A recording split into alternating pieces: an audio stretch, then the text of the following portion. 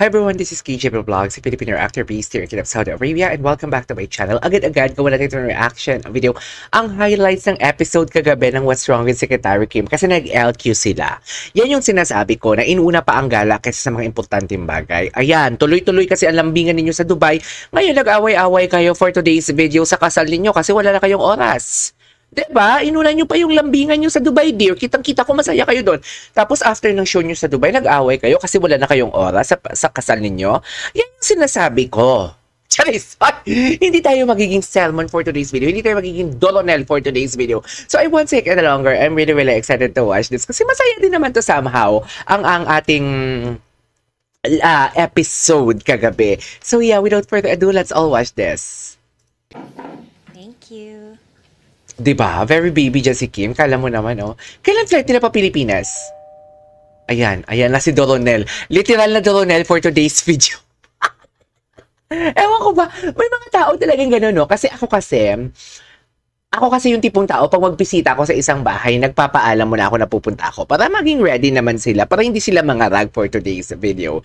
Tapos, gusto ko din na pag may pupunta sa bahay, isasabihan ako na pupunta kayo para at least makapag-prepare din naman ako. Kumbaga, ang gusto kong ginagawa sa akin is ang gusto kong ginagawa ko sa inyo, gagawin din sa akin. Something like that. Yung tipong, please inform me ahead of time kung pupunta kayo and what not, or kung hindi kayo pupunta, something like that. Kasi, para sa preparation, naintindihan ko din naman dito si Secretary Kim. Sa totoo lang, yung tipong nangarag siya, bakit andito yung nanay ni Brandon and everything. Kasi naman, bigla-bigla na lang pumupunta na wala man lang pasintabi, na wala man lang sinabi. Naiinis ako dito kay Carlota. Huy, bakit painit ang ulo natin for today's video? Hindi maging mainit yung ulo natin for today's video, ah.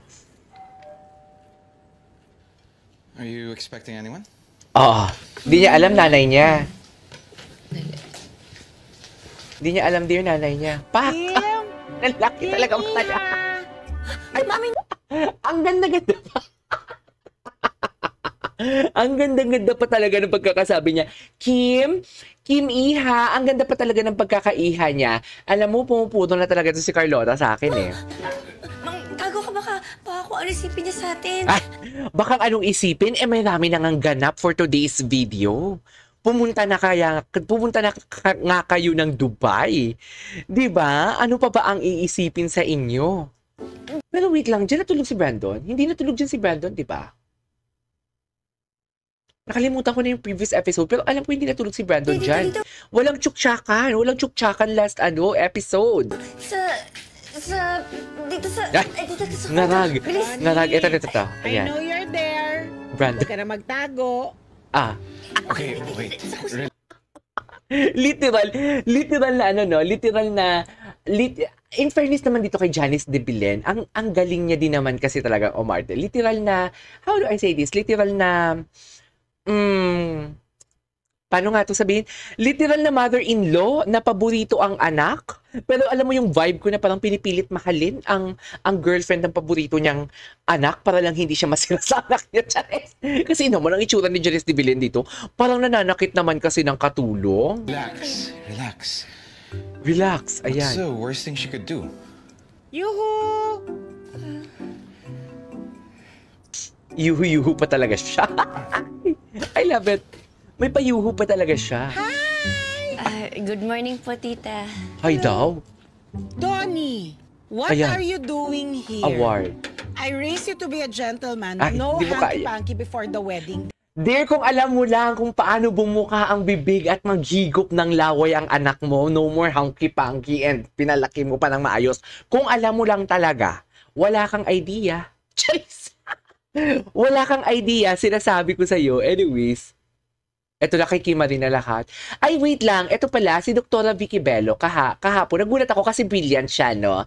Sa skincare pala si Bello. Tapos parang something like sa juice na iniinom si Kim Chu. Okay, gets ko to. Kasi nagulat ako. Ang ganda. Nagulat ako na andito si Vicky Bello. Bello tita, baby ba si Kim? Thank you po talaga para sa beauty day na to.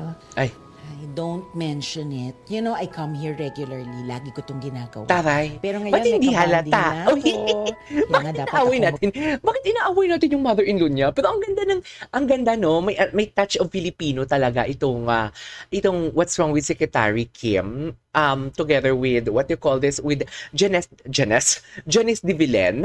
Alam mo yung the typical Filipino a couple na may manugang na umientra, parang ganun. Pasalamat sa'yo for coming with me. Ay, Tsaka Di mo kaya. dapat talaga i-pamper ng mga sarili natin para maganda tayo before your wedding ay, preparations. taray. Di ba? Opo. Thank you po ulit. Thank you ka dyan. Humanda ka, Secretary Kim. Thank you ka dyan. Humanda ka sa mga host ng Showtime pag uwi mo. Ikaw ang pulutan for today's video. Sobrang alam ko na yan. Alam ko na yan na ikaw ang pulutan. Sa totoo lang. Hi, Carlota! Ayun, nagulat ako kay Doc Bello. Nice to see you. How are you? Doktora, ito pala yung sinasabi ko sa'yo. This is Kim. She is my future daughter. Nice to meet you. Ay, Nice to meet hindi you. mo kaya. So pretty naman. Thank you. Ay, talaga ba, Doc? Since it's Sabi mo going to yan be your na. wedding, I think it's very important that you look good in every angle because of all the photos, di ba? Ah, So can all I the check you photos. out? Give me your side view. Oh, front. Okay. The best for you would be Linear Firm. It's a brand new machine exclusive here at Bello lang. It's microfocus ultrasound. So yung effect of that is to give you new collagen and then lift your face and make it tighter and your face a little smaller. And to have more collagen para you look like a baby. Ay, And the best taray. thing about it is that it only takes 30 Sana minutes all. to do. O, nainggit naman ako. Doktora, can I do that? Okay, tama ka na, akla. Tama ka na talaga, akla. Kanina ka pa. Nanggigigil na ako sa'yo. Tama ka na, akla. Ito. Dito sa part na to, Diyos ko, Day. Nagkakagulo sila sa part na to. Ba ni Kim? Nagkakagulo. The typical mahirap and mayaman na kasal. As Alam mo industry yun? leaders, may mga importanteng tao na dapat naming imbitahan. Naintindihan ko din Wala, naman yung gets ko yun. tatay. Kaya lang, ang usapan natin, Ayan. yung kasal nilang dalawa, Nagagalit na para sa si pamilya at tatay. mga kaibigan, di ba? Ay, gano'n naman talaga. Ay. Don't worry, we just invited a couple more. Couple. Push Ayan. Balay, Alam mo, excited ako sa next ang akin lang, episode. sagrado yung kasal ni Kim at saka ni Brandon. Gusto Ay. ko lang na maramdaman nila yon. Kesa yung parang isang malaking tipar na sosyalan lang yung pupuntahan nila. Wala kaming kilala dito eh. Ay! Oh my God. Yun lang. Si Senator Miguel de la Cruz. Kinausap ko na siya para maging ninong sa kasal. Kasal nino. Hindi na Brandon, who else? Close ba kayo nito at kinuha mong nino? Ayan. Oh my God. Eto pa, kinuha Oh rin my namin- God. Nakakaloka. Ito, dito tayo sa pag-aaway nila kasi gustong-gusto ko to. Gustong-gusto ko to nag-aaway sila. Inuna nyo pa kasi ang Dubai. Diba? I think we should Yan ang sinasabi ko. Hindi kasi niniwala sa akin. Diyos! Diyos! Hindi mo ba nasabi sa mami mo yung tungkol sa allergies ko? Ay, Sorry, I was busy. Had I known, I would have warned her. Brandon, hindi na dapat tayo laging ganito. Ay. Anong behind na tayo sa mga deadlines natin? But we're trying our best. ayan na. It's not enough. Ayan! Dapat i-push pa natin yung mga sarili natin. Tignan mo nga, Yan. ang guest list pa nga lang natin papunta na sa census ng Quezon City sa dami. O I ah. was gonna fix Dubai it, pa but instead more. of trimming it down, I had to Dubai write Ricky pa. na bad. Yeah! Diyos! So paano na? Ganun na lang yun? Oo, ganun talaga. No, I asked Kim Marie to take a look at it. Brandon, Ay. tayo na to. Dito tayo sa... At hindi rin naman madali yung trabaho ko. I have a business to run. Ayan. Hindi naman pwedeng pabayaan Ayan. yun. Ayan na sila. Nagsusumbata na. So anong gusto mo? Oo. Ako yung umako ng lahat? Kasi pwede ko naman i-post muna yung career ko, ganun ba? Hindi yun yung sinasabi. Nagsusumbatan Ano sila, gusto mo dear. sabihin? Napagod ako. Kung pagod Ay. ka, pagod din ako, Brandon. So, Ayun ano gusto na. mo mangyari? Hindi ko alam. Ay! Ang alam ko, Break pagod na ako. Nag-workout pa kasi kayo sa Dubai. Alam niyo, magsha-show kayo, nag-jogging pa kayo sa pagkalayo-layo. Ang init-init ngayon, humid sa Middle East. Ano ba? Diyos! Ang galing nila, dear! Ang galing nila! Ang galing-galing. Anong next? What's next? Ang galing-galing nila! I love it! Ano yung sagaw ng mama ko? Hala, sinira. Kim, samahan na kita. Letter B. Alam mo Wala, sinira nila. Plano ng kasal, kumbaga sa kanta, pasakali yan. dun sa pagsasama niyo ni Brandon mas Hala, makikilala that's mo. offensive. Ano po yan, Dada? Ngayon pa lang, naiirita na po ako sa kanya. Di ba, ang isa sa mga pinapangako Kulang lang yan sa ano, hirap at applause. hirap, Charles. kung kontento ka at napapasaya ka ni Brandon, dapat kaya mo ring tanggapin kung ano man yung pagkukulang niya. Alam mo, kukuriya talaga siya. Kasi Ay, kung nag-break talaga sila, hindi B. ka sigurado, B, nag-break talaga sila. baka dapat mag-isip muna kayo at huwag muna kayo magpakasal. Oh my God, Naintindihan ko nag-break naman talaga kung- sila, B. Gusto mo munang i-pause yung wedding. Ay! Hala, I'm sorry. yan, award. Nag-break talaga sila. There you go, guys. That is our for today's video. The teaser of what's wrong with Secretary Kim and the highlights last night. Uy, nag-break sila, B. Sorry, I was busy. Had I known, I would have warned her. Brandon, hindi na dapat tayo laging ganito. Tingnan mo, behind na tayo sa mga deadlines natin. But we're trying our Ay. best. It's not B, maghiwalay na sila. Dapat i-push pa Buti na lang natin yung nag-make up sarili sila sa natin. ano. Tingnan mo nga, sa Dubai. pa nga lang natin papunta na sa census ng Quezon City sa dami.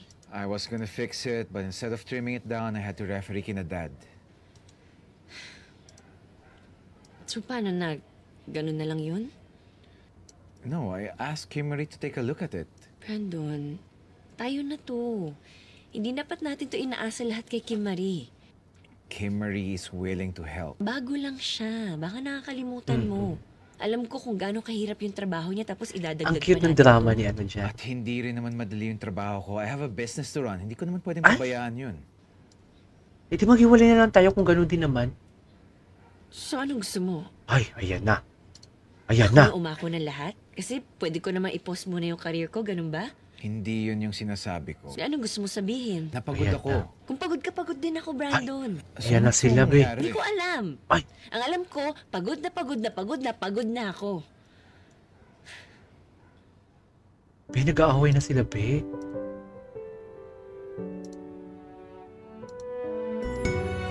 Yun lang, tapos na. Ano ba yan?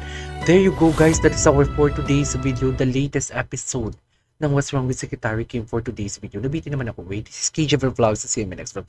Nag-aaway na sila, be.